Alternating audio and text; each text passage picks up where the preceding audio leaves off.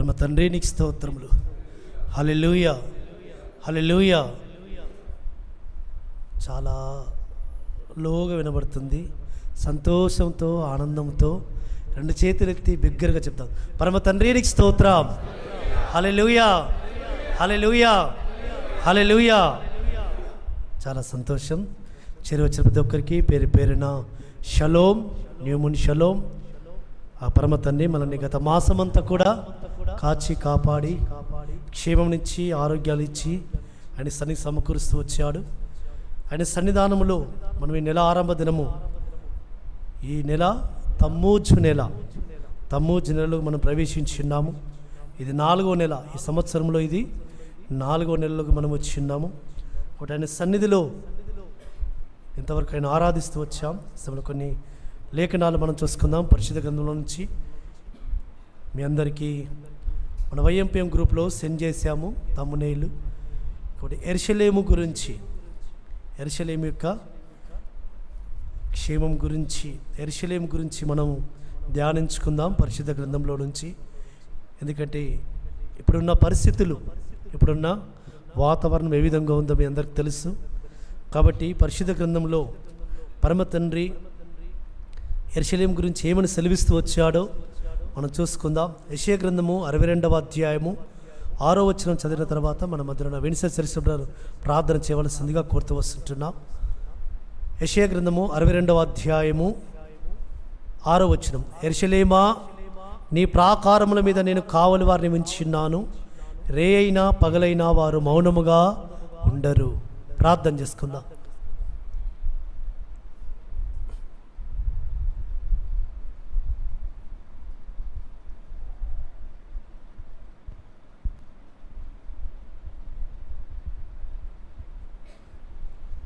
స్తోత్రం, స్తోత్రం, స్తోత్రం.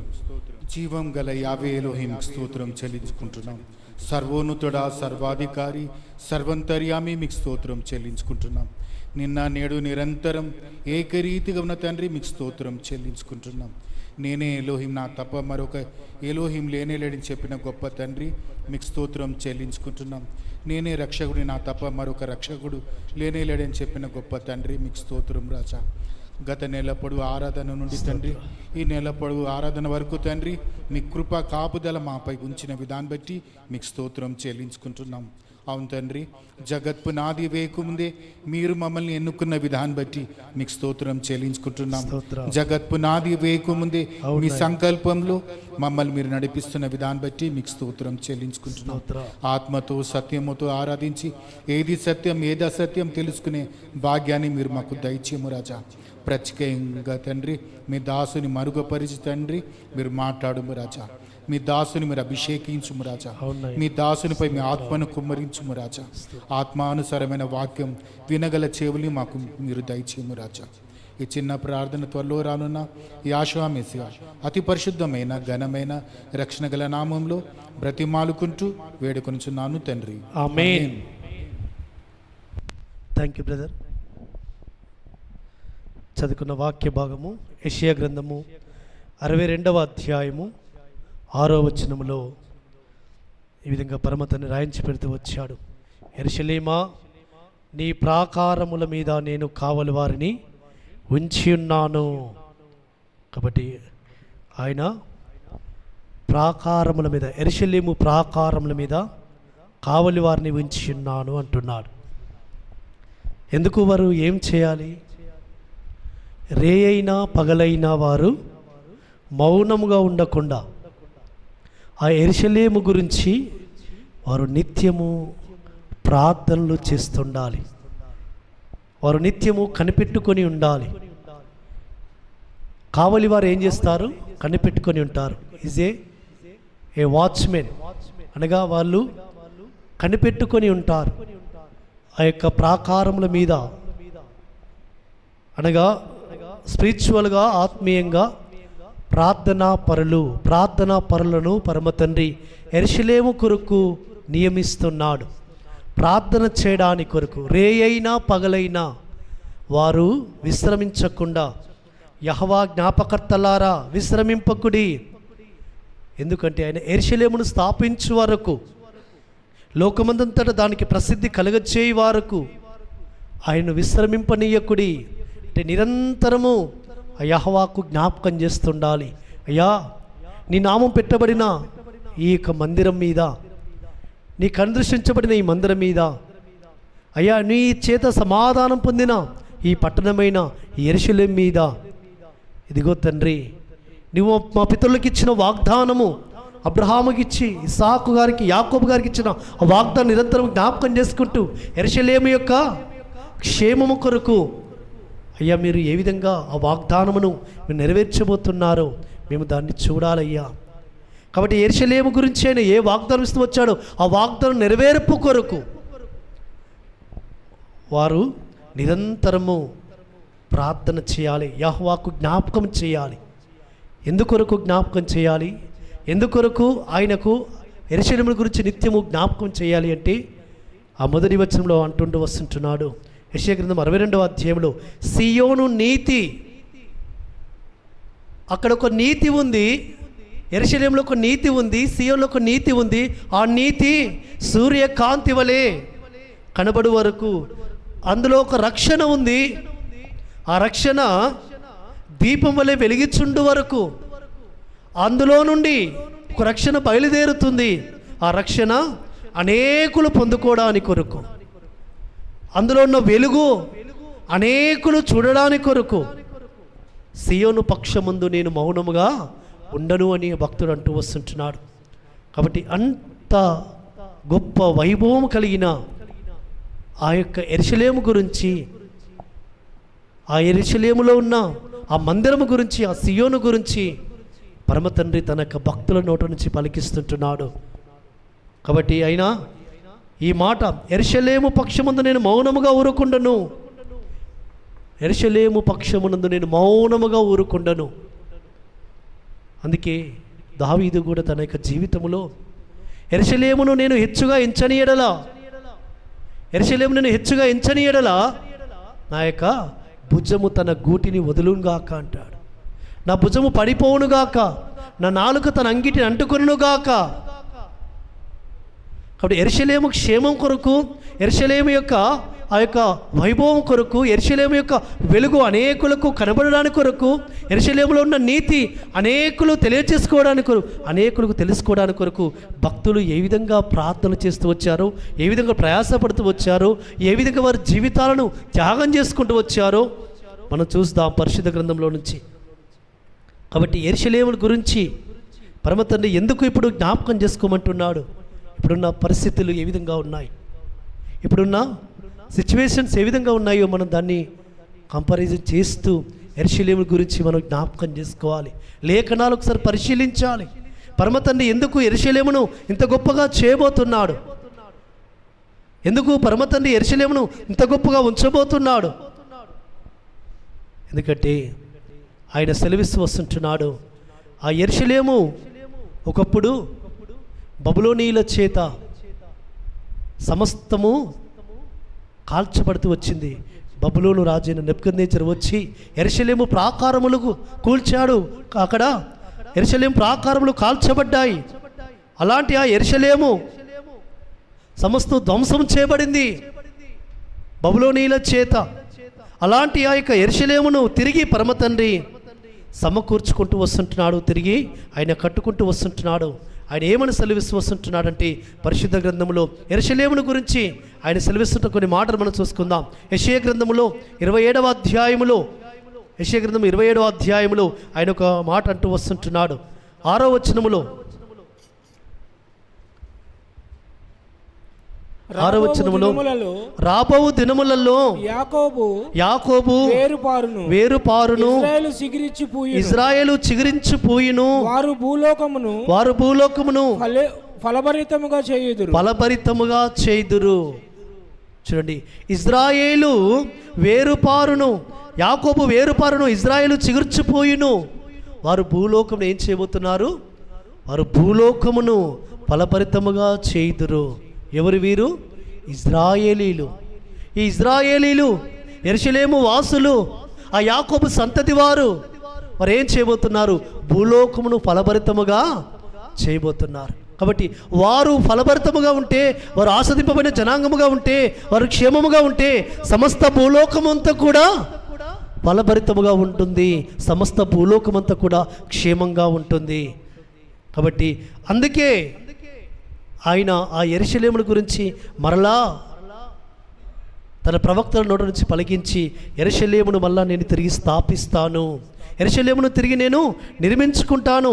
ఆ యెరూషలేము మందిరమున్న ఆ దేశము ఇజ్రాయెల్ గురించి ఆయన అనేక లేఖనాలు ఆయన మాట్లాడుతూ ఆయన ఏమని సెలవిస్తూ వస్తుంటున్నాడంటే, చాలామంది చాలా విధాలుగా మాట్లాడుతూ వచ్చారు.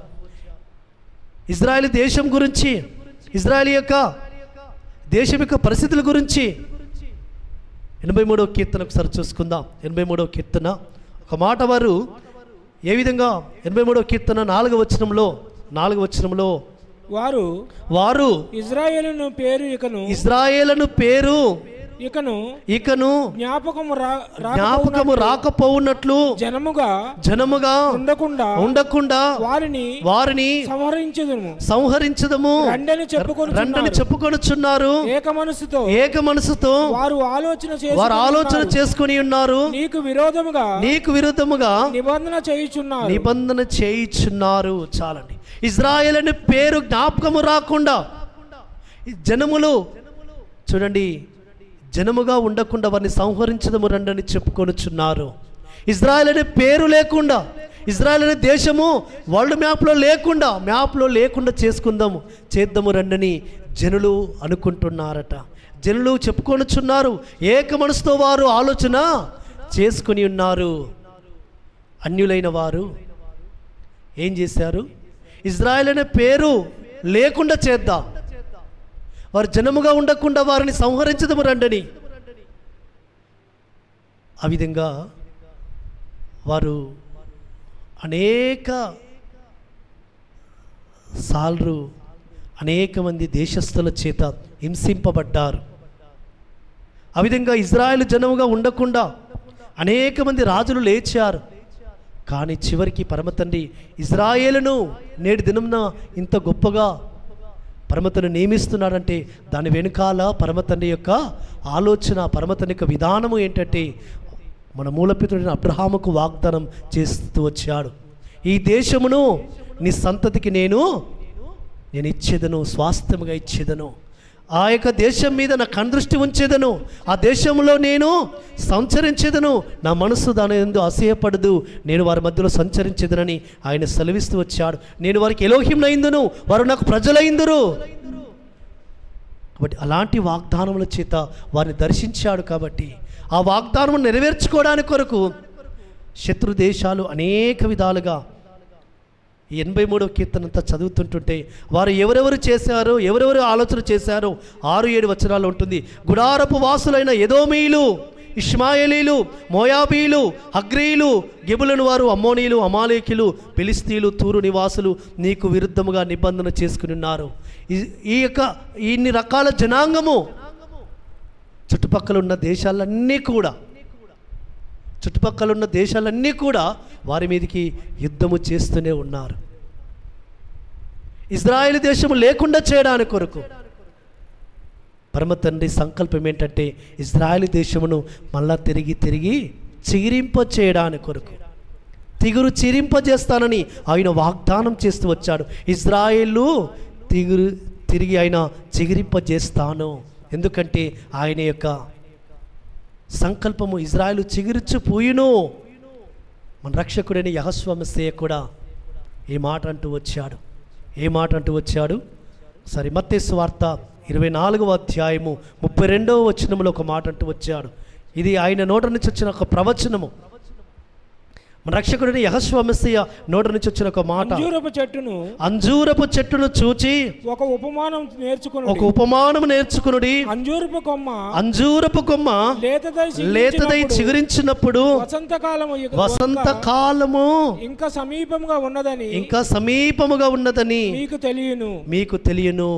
అంజూరపు కొమ్మ లేతదై చిగురించినప్పుడు, ఇందులో ఇజ్రాయెల్ దేశం యొక్క రీఫార్మేషన్ ఉంది. ఈ ప్రవచనములో ఇజ్రాయెల్ దేశం తిరిగి మళ్ళా 1948 మే 14న ఇజ్రాయెల్ దేశముగా సమకూర్చబడుతుందని ప్రవచనము మన రక్షకుడిని యెహోవా మెస్సయ్య. అంజూరపు కొమ్మ లేతదై మళ్ళా చిగురించబోతుంది. ఇజ్రాయెల్ దేశం వాళ్ళు 3 చెట్లను ఎంతో గొప్పగా ఇస్తారు. అంజూరపు చెట్టు అది రాజకీయతను సూచిస్తుంది. ఒలీవ చెట్టు, ఒలీవ తైలము అది అభిషేకానికి సూచిస్తుంది.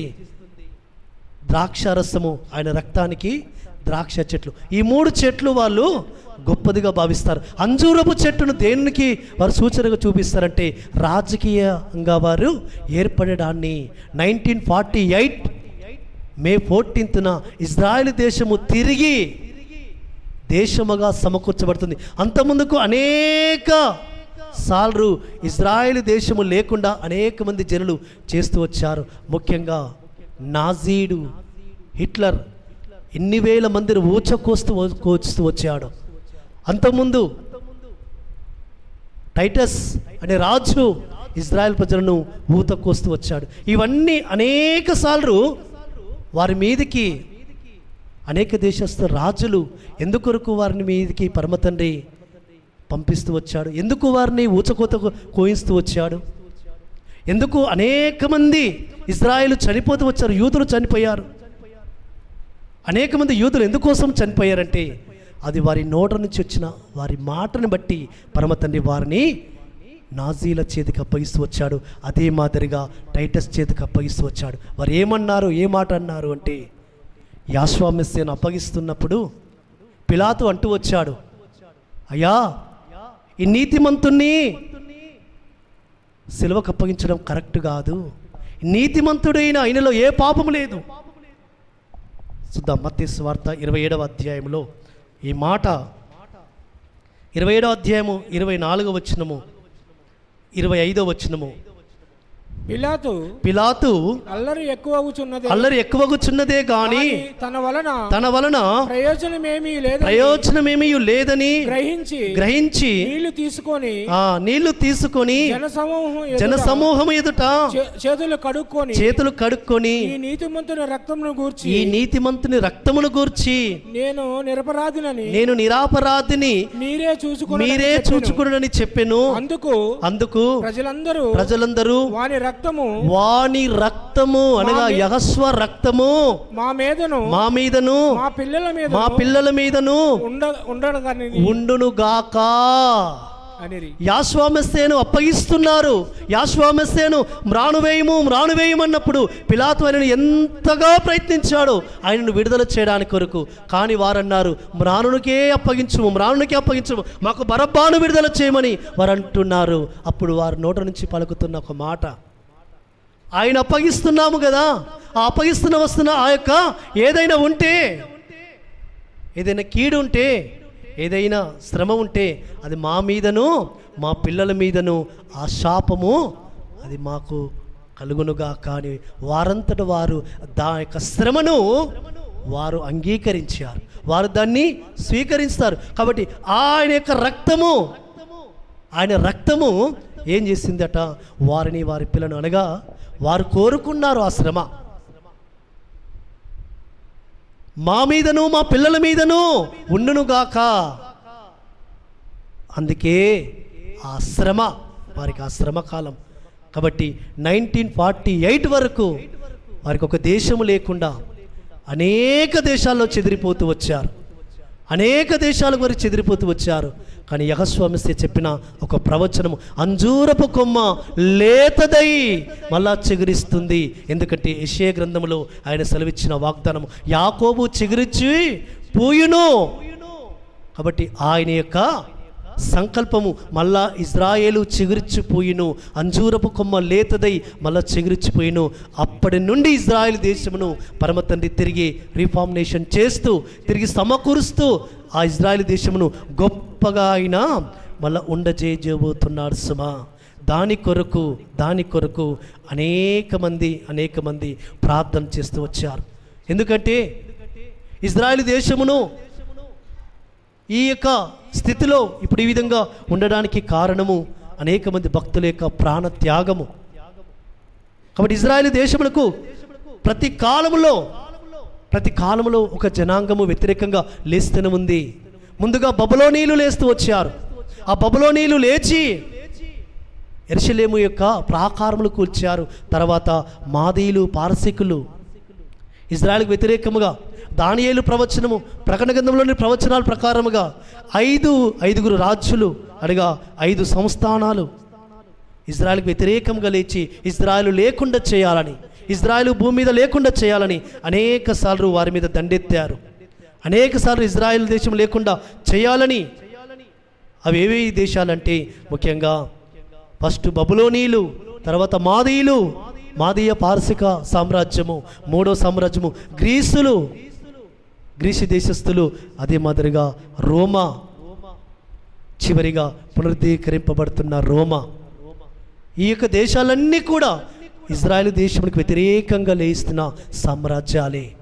వీటిని గురించి మనకు దానియేలు గ్రంథంలో ఆ యొక్క 2వ అధ్యాయంలో పరమ తండ్రి దానియేలు ప్రవక్త ద్వారా ఒక చక్కటి అంటే ఒక అందులో రాయించి పెడుతూ వచ్చాడు. పరమ తండ్రి ఒక ప్రతిమను గురించి రాయించి పెడుతూ వచ్చాడు.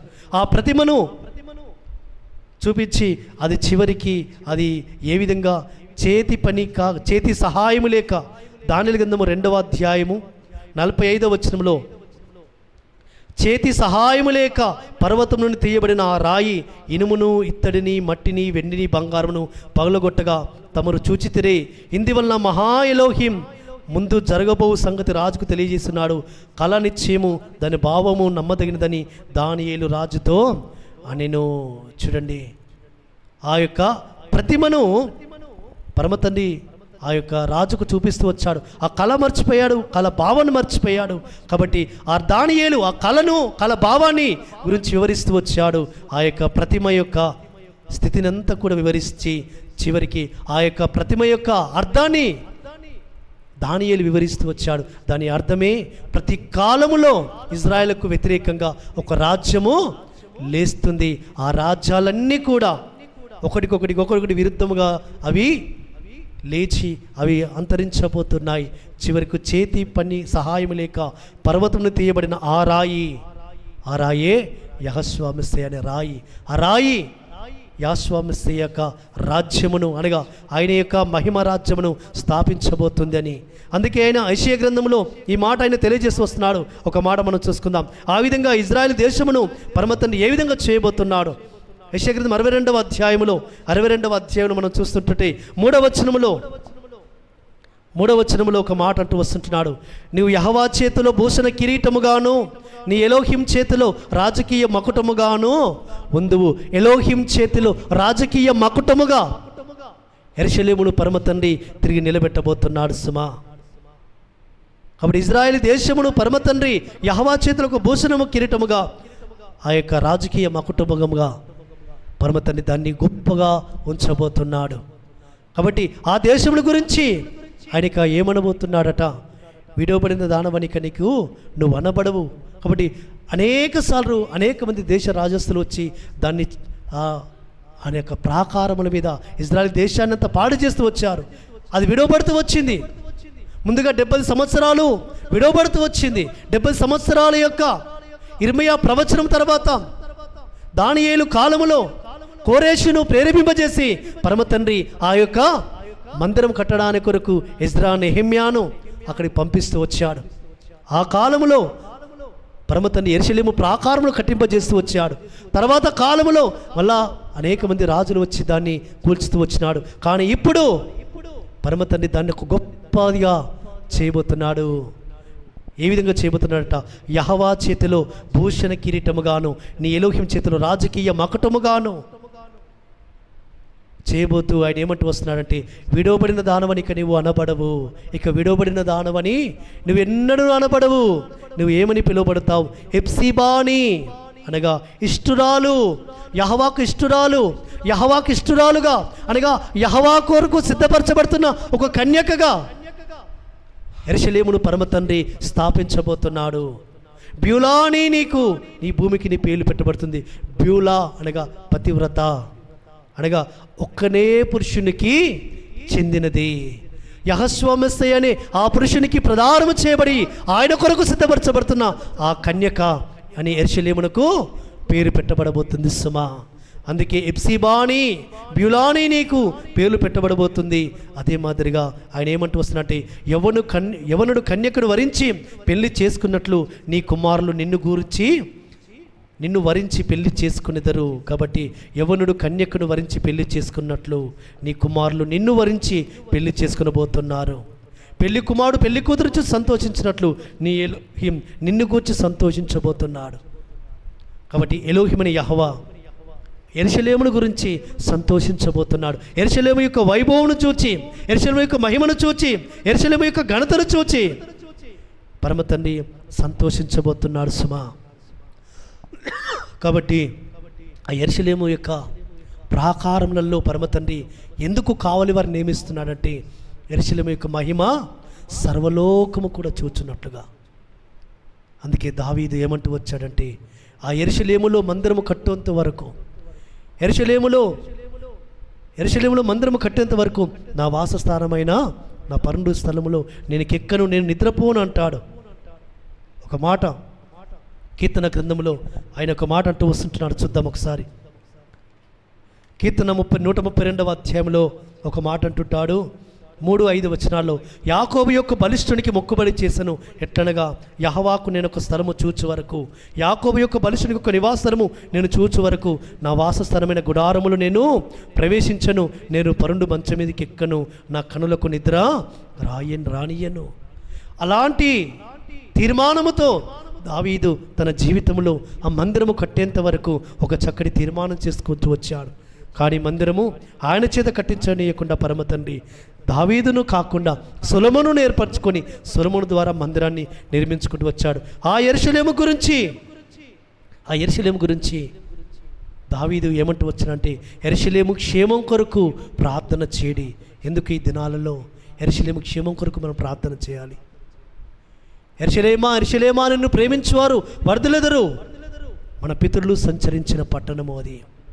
మన రక్షకుడిని యెహోషువ మెస్సియా సంచరించిన పట్టణము. అనేక ప్రవచనాలు దాని కొరకు ప్రవచింపబడ్డాయి.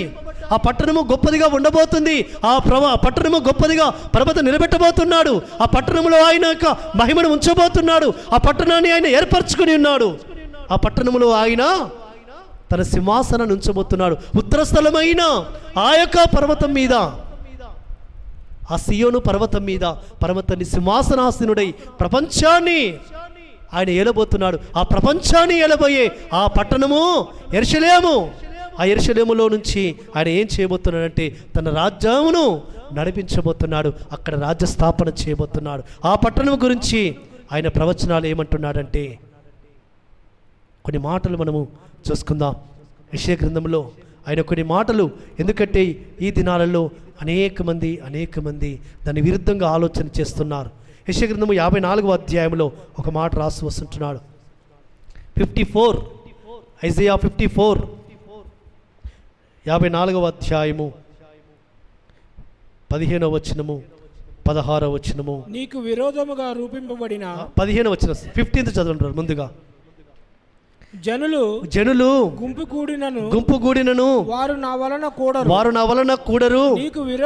నీకు విరుద్ధముగా గుంపు కూడి వారు నీ పక్ష వారగుదురు. ఆలకించుము. నిప్పులూది తన వృత్తికి తగినట్టుగా పనిముట్టు చేయు కమ్మరిని సృజించువాడను నేనే.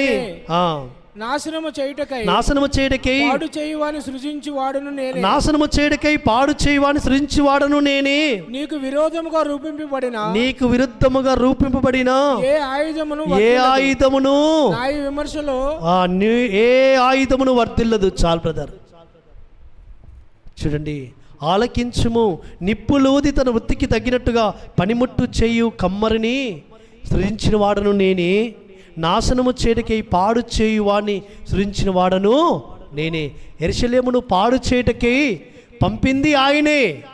మళ్ళా తిరిగి యెరూషలేమును కడుతుంది ఆయనే. యెరూషలేము యొక్క ఘనతను సర్వలోకము చూచేంత వరకు, యెరూషలేము యొక్క నీతి సర్వలోకము చూచి యెరూషలేములో నుండి వెలువడుతున్న ఆ రక్షణ వాక్యమును సర్వలోకము గ్రహించేంత వరకు కూడా, సర్వలోకము యొక్క జనులు యెరూషలేము యొక్క సన్నిధిలోనికి, ఆయన మందిరానికి వచ్చేంత వరకు కూడా యెరూషలేములో నుండి నిత్యము ఆయన యొక్క మహిమ వెలువడేంత వరకు కూడా ఆయన సన్నిధిలో జ్ఞాపకము చేయడానికి కొరకు జ్ఞాపకర్తలను ఎందుకు నియమిస్తున్నాడంటే, యెరూషలేము యొక్క శాశ్వతమైన శోభాతిశయమును, యెరూషలేము యొక్క మహిమను అనేకులు చూడడానికి కొరకు, ఆయన మహిమను, ఆయన సన్నిధిని అనేకులు అనుభవించడానికి కొరకు పరమ తండ్రి యెరూషలేముకు విరుద్ధంగా రూపబడిన ఏ ఆయుధమును వర్ధిల్లనీయకుండా ఆయన చేసేవాడు ఆయనే. కాబట్టి యెరూషలేముకు, ఇజ్రాయెల్ దేశమునకు అనేక మంది దేశస్థులు వ్యతిరేకంగా లేస్తూ వచ్చారు. వారు కాలవర్గంలో వారు కలుస్తూ వచ్చారు. ఇప్పుడు కూడా అనేక మంది దేశాలు, అనేక మంది ఇజ్రాయెల్కి వ్యతిరేకంగా లేస్తూ వస్తుంటున్నారు. అలనాడు ఇజ్రాయెల్ యొక్క ప్రజలు లేకుండా హామాను కుట్ర పన్నాడు. హామాను ఎవరు? హామాను మాదీయుడు. హామాను ఆ మాదీయుడు ఏం చేయబడుతూ వచ్చాడు? ఇజ్రాయెల్ ప్రజలు లేకుండా కుట్ర పని ఇజ్రాయెల్ ప్రజలను ఒక్క దినమున చంపడానికి కొరకు రాజు చేత తాకీదులు రాయించుకున్నాడు, అధికార ముద్ర వేయించుకున్నాడు. ఎస్తేరు, మొర్దెకై కన్నీటి ప్రార్థన బట్టి, వారు ఉపవాస ప్రార్థన బట్టి, ఆ యొక్క వారి విశ్వాసము తన సన్నిధిలో చేస్తున్న ప్రార్థన బట్టి ఇజ్రాయెలు కాపాడబడుతూ వచ్చారు. ప్లేస్ ఆయన యొక్క సన్నిధిలో వారు చేసిన ప్రార్థన అంగీకరించి ఇజ్రాయెల్ దేశము క్షేమముగా, ఆ ఇజ్రాయెల్ ప్రజలందరూ కూడా క్షేమంగా ఉంచబడుతూ వచ్చారు. అది నేటి వరకును సాదృశ్యముగా ఇప్పుడు కనబడుతూ వస్తుంటుంది. ఆ యొక్క ఇజ్రాయెల్ దేశము అలనాడు ఏ విధంగా కాపాడబడిందో ఎస్తేరు చేసిన ప్రార్థనలు బట్టి, ఈనాడు కూడా అనేక మంది పరిశుద్ధుల ప్రార్థనలు బట్టి అలాంటి హామాను లాంటి అనేక మంది కుట్రదారులు, హామాను వంశంలో నుంచి వచ్చిన వారే, హామాను యొక్క దేశంలో నుంచి వచ్చిన వారే, హామాను యొక్క ప్రదేశం నుండి వచ్చిన వారే నేటి దినమున ఇజ్రాయెల్కి వ్యతిరేకంగా మాట్లాడుతున్నారు. కానీ ఎస్తేరమ్మ కన్నీటి ప్రార్థన ఆ దేశంలో పడ్డది. ఎస్తేరమ్మ, హదస్సాను, ఎస్తేరు, మొర్దెకై యొక్క నీతిమంతుల యొక్క కన్నీటి ప్రార్థనలు ఆ స్థలములో ఉన్నాయి. కాబట్టి ఆ యొక్క దేశము ఎన్ని కుట్రలు చేసినా అదే ఎదోము దేశము అంటారు. ఇప్పుడు ఏ దేశము ఇజ్రాయెల్కి వ్యతిరేకంగా లేచి కుట్రలు పన్నుతుందో ఆ దేశం యొక్క స్థితిగతులను పరమతండ్రి ఏం చేయబోతున్నాడో, ఏ విధంగా ఉంచబోతున్నాడో. ఎందుకంటే ఎస్తేరు కాలములో ఇజ్రాయెల్ ఏ విధంగా కాపాడబడుతూ వచ్చారో అట్టి విధంగా పరమతండ్రి ఇజ్రాయెలును గొప్పదిగా చేయబోతున్నాడు. పరమతండ్రి నీకు స్తోత్రం. నీకు విరుద్ధంగా రూపబడిన ఏ ఆయుధమును వర్ధిల్లింపనీయను.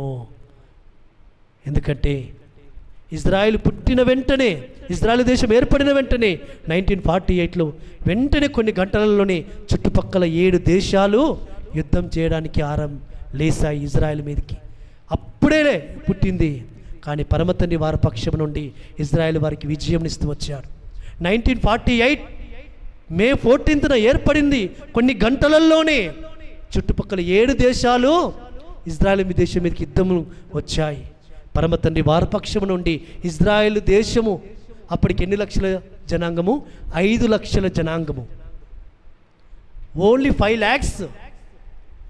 lakhs జనాంగము చుట్టుపక్కల దేశాలన్నీ కూడా యుద్ధం చేస్తూ వచ్చాయి. కానీ పరమతండ్రి వారి పక్షం నుండి యుద్ధము చేసి యుద్ధములో విజయం ఇస్తూ వచ్చాడు. తర్వాత అనేక యుద్ధాలలో 6 days వార్, 6 రోజుల యుద్ధము. ఎందుకంటే పరమతండ్రి సన్నిధానములో వారి యొక్క యుద్ధ నీతి ఏంటంటే నీతితో ధర్మముతో వారు యుద్ధం చేస్తారు. నీతితో ధర్మముతో వారు యుద్ధము చేస్తారు. కాబట్టి పరమతండ్రి వారి పక్షం ఉంటాడు. కాబట్టి రాబోయే దినాలలో కూడా పరమతండ్రి వారి పక్షం నుండి వారికి విజయముని ఇవ్వబోతున్నాడు. పరమతండ్రి వారి పక్షం ఉండబోతున్నాడు. కాబట్టి ఇజ్రాయెల్ దేశం గురించి అందుకే మనం ఏం చేయాలట? ప్రార్థన చేయాలి. ఒక మాట యెషయా గ్రంథంలో ఇంకొక ప్రవచనము, ఆయన ప్రవచనము ఏ విధంగా ఉంటుందో ఒకసారి చూసుకుందాం. యెషయా గ్రంథంలో ఇంకొక మాట మనం చూసుకుందాం. 63వ అధ్యాయంలో ఒక మాట ఆయన అంటూ వస్తుంటాడు.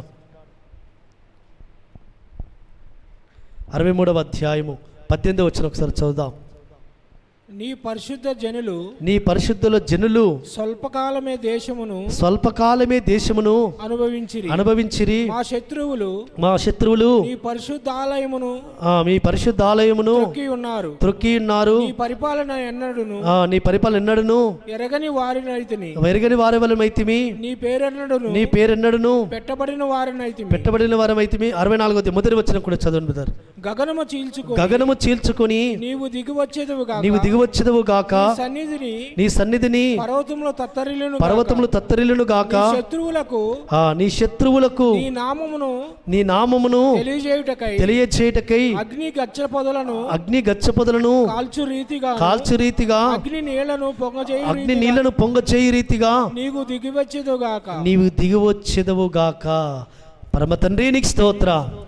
కాబట్టి వారి పక్షమున ఆయన దిగి రాబోతున్నాడు. వారి పక్షమున ఆయన యుద్ధము చేయబోతున్నాడు. వారి పక్షమున ఆయన తన జ్ఞానంనిచ్చి వారిని నిలబెట్టబోతున్నాడు. కాబట్టి అందుకే వారి యొక్క పక్షమున శత్రువులకు ఆయన నామమును తెలియచేయటకై అగ్ని గచ్చపొదలను కాల్చు రీతిగా అగ్ని నీళ్లను పొంగచేయ రీతిగా వారిని పరమ తండ్రి ఆ యొక్క స్థితిని పరమ తండ్రి వారికి చేయబోతున్నాడు. కాబట్టి ఆ యొక్క యుద్ధములో చూడండి, ఎప్పుడు ఆరంభించబడింది యుద్ధము? ఇప్పుడు 2023 అక్టోబర్ 7న ఆరంభించబడిన ఆ యొక్క యుద్ధము అది కంటిన్యూ అవుతూ వస్తుంటుంది. ఎందుకు అనగా ఆ పరమ తండ్రి సంపూర్ణమైన శత్రుశేషము లేకుండా చుట్టుపక్కల ఉన్న శత్రువులందరినీ కూడా పెంచుతుంది ఎవరో? ఇప్పుడు మెయిన్ ఆ శత్రువును లేకుండా చేయడానికి కొరకు పరమ తండ్రి వారి పక్షమున ఉండబోతున్నాడు. సుమా పరమ తండ్రి నీకు స్తోత్రం. ఎందుకంటే ఆ యొక్క చుట్టుపక్కల టెర్రరిస్టులు ఎవరి చేత పోషింపబడుతున్నారు, ఎవరి చేత వారికి ఏ విధంగా నిధులు సమకూర్చబడుతున్నాయి, ఏ విధంగా వారి యొక్క ఆయుధాలను సమకూర్చుకుంటున్నారు, వారిని కొట్టడానికి కొరకు ఇజ్రాయెల్ దేశం ఇప్పుడు స్టెప్ వేసింది, స్టెప్ నడిపిస్తుంది. కాబట్టి అందుకే చుట్టుపక్కల దేశాల వాళ్ళు మౌనముగా ఉన్నాయి. ఎందుకంటే వారికి అనుభవము, ఎన్నిసార్లు యుద్ధానికి వెళ్ళినా ఇజ్రాయెల్ దేశమే గెలుస్తుంది. ఇప్పటివరకు ఇజ్రాయెల్ దేశము ఓడిపోయిన చరిత్ర లేదు. ఇప్పుడు 1980లో ఒకసారి యుద్ధం జరుగుతూ వచ్చింది. పరమతని సన్నిధానంలో వారు అనేకమైన దేశాలను ఓడించి వారి యొక్క సరిహద్దులను విశాలపరుచుకుంటూ వెళుతూ వచ్చారు. ఎందుకంటే పరమతండ్రి ప్రవచనము, నీ సరిహద్దులను నేను విశాలపరిచేదను, బౌండరీస్ని పెంచుకుంటూ వెళుతున్నారు. అది ఎవరి యొక్క ప్రవచనము? ఎలోహిం యొక్క ప్రవచనము. ఆ ప్రవచనాన్ని పరమతండ్రి నెరవేర్చుకుంటూ వస్తుంటున్నాడు సుమా. కాబట్టి అందుకే పరమతండ్రి సన్నిధానంలో ఇజ్రాయేల్ దేశం యొక్క ఔన్నత్యాన్ని గురించి, గొప్పతనాన్ని గురించి ఆ భక్తులు రాస్తూ కీర్తనకారుడు ఒక మాట అంటూ వస్తుంటున్నాడు. సరే చూద్దాం. కీర్తన 73వ అధ్యాయంలో ఒక మాట అంటూ వస్తుంటున్నాడు.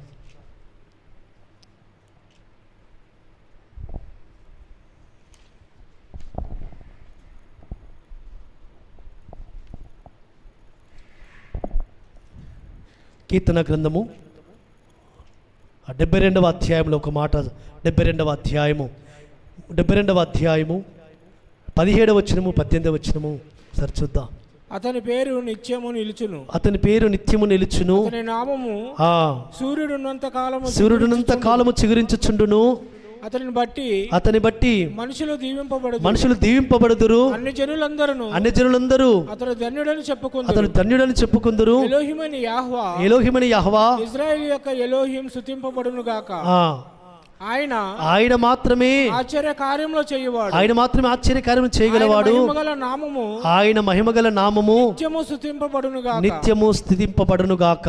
అతని పేరు నిత్యము నిలుచును, అతని నామము సూర్యుడినంత కాలము చిగురించుచుండును. కాబట్టి అక్కడి నుండి, ఆ దేశము నుండి, ఆ యొక్క సియోనులో నుంచి, ఆ యెరూషలేములో నుంచి ఆయన నామము చిగురించబడాలి, ఆయన నీతి చిగురించబడాలి, ఆయన ధర్మము చిగురించబడాలి. కాబట్టి ఆయన ఆయన ఏం చేస్తాడు? అక్కడి నుంచి ఆశ్చర్య కార్యాలు చేస్తాడు, అద్భుతాలు చేస్తాడు, అనేకమైన అద్భుత కార్యములు ఆయన చేస్తూ వస్తుంటున్నాడు సుమా. కాబట్టి వారి పక్షమున ఎవరైతే ప్రార్థన చేస్తారో వారికి పరమ తండ్రి క్షేమమునిస్తాడు. కాబట్టి పరమ తండ్రి ఇజ్రాయేలు పక్షమున ఎందుకు మనకు ఆశీర్వాదములు లింకు పెట్టాడు అంటే, ఇజ్రాయేలు వారిని పరమ తండ్రి ఏ విధమైన ఆశీర్వాదాలతో నింపుతున్నాడో మనల్ని కూడా అట్టి విధమైన సమానమైన ఆశీర్వాదాలతో నింపుతాడు. యెరూషలేము క్షేమం కొరకు మనం ప్రార్థన చేస్తే, ఆ మాట మనం చదువుకొని ముగించుకుందాం. యెరూషలేము గురించి మనం ప్రార్థన చేస్తే ఆ పరమ తండ్రి మనల్ని తన యొక్క ఆశీర్వాదాలతో దీవెనతో ఏ విధంగా ఉంటాడో 122వ కీర్తన 122 122వ కీర్తనలో ఒక మాట మనం చూసుకుందాం. 122వ కీర్తన 6వ వచనము 7వ వచనములో 8వ వచనంలో, యెరూషలేము యొక్క క్షేమం కొరకు ప్రార్థన చేయడి. యెరూషలేమా, నిన్ను ప్రేమించువారు వర్ధిల్లెదరు. నీ ప్రాకారంలో నెమ్మది కలుగునుగాక, నీ నగరులలో క్షేమముండునుగాక. నా సహోదరుల నిమిత్తమును నా సహవాసుల నిమిత్తమును నీ క్షేమం కలుగునుగాక అని నేను అందును. పరమ తండ్రి నీకు స్తోత్ర. యెరూషలేము క్షేమం కొరకు, యెరూషలేము యొక్క ప్రాకారం కొరకు మనం ప్రార్థన చేస్తే పరమ తండ్రి ఏమంటున్నాడంటే, యెరూషలేమును ప్రేమించడం వల్ల, యెరూషలేము క్షేమం కొరకు ప్రార్థన చేయడం వల్ల మనము క్షేమంగా ఉంటాం, మన యొక్క కుటుంబాలు క్షేమంగా ఉంటాయి, మన దేశము క్షేమంగా ఉంటుంది, సకల భూమి సకల సర్వము క్షేమంగా ఉంటుంది సుమా.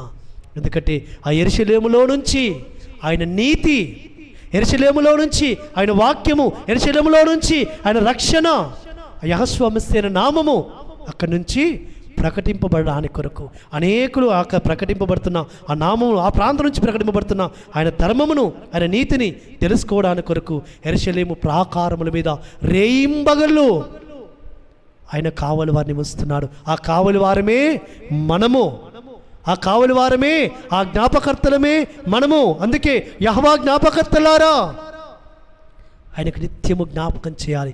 ఏమని మనం జ్ఞాపకం చేయాలి? అయ్యా, యెరూషలేమును తిరిగి నీవు నిలబెట్టు. యెరూషలేము యొక్క నీతి సర్వలోకము తెలుసుకున్నట్లుగా, యెరూషలేము యొక్క మహిమ సర్వలోకము గ్రహించినట్లుగా, యెరూషలేములో నుండి వెలువడుతున్న మీ నామము సర్వలోకము గ్రహించినట్లుగా ఆ నామమును చిగురింపజేస్తాన్నావు, యెరూషలేమును చిగురింపజేస్తానన్నావు. కాబట్టి మీరే చిగురింపజేస్తున్నారు. ఆ దేశము తిరిగి నీ మహిమతో నింపబడినట్లుగా ఆ దేశం క్షేమం కొరకు ప్రార్థిస్తున్నామని మనం ప్రార్థన చేస్తే పరమతని మనకు క్షేమమును, మనకు ఆశీర్వాదమును ఇస్తాడు. కాబట్టి అట్టి విధంగా అంజూరపు కొమ్మ లేతదై చిగురించును అని ఆయన ఇచ్చిన వాగ్దానము, ఆయన ఇచ్చిన ప్రవచనము ప్రవచింపబడిన ఆ ప్రవచనము నెరవేర్చబడింది. ఇజ్రాయేలు చిగురించి పూయును. కాబట్టి ఆయన ఆ దేశం మీద తన కనుదృష్టి ఉంచాడు. వారికి విరుద్ధంగా రూపబడిన ఆయుధమును వర్ధలనీయడు.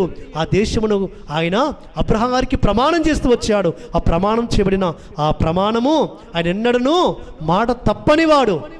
ఇజ్రాయేలుకు ఆ స్వాస్థ్యమును, ఆ భూమిని ఇవ్వబోతున్నాడు. ఆ దేశంలో ఆయన రాజ్య స్థాపన చేయబోతున్నాడు. అక్కడి నుండి సర్వలోకాన్ని ఆయన ఏలబోతున్నాడు. ఆ యొక్క దేశమును దావీదు గోత్రము మళ్ళా తిరిగి ఏలబోతుంది. దావీదు సింహాసనా నుండి ఏలబోతున్నాడు. అట్టి విధంగా ఆ మహిమను సర్వలోకమును కూడా చూచునుగాక. పరమతండ్రి ఈ మాటలు మన వెనుకిడిలో దీవించునుగాక. ఆమేన్.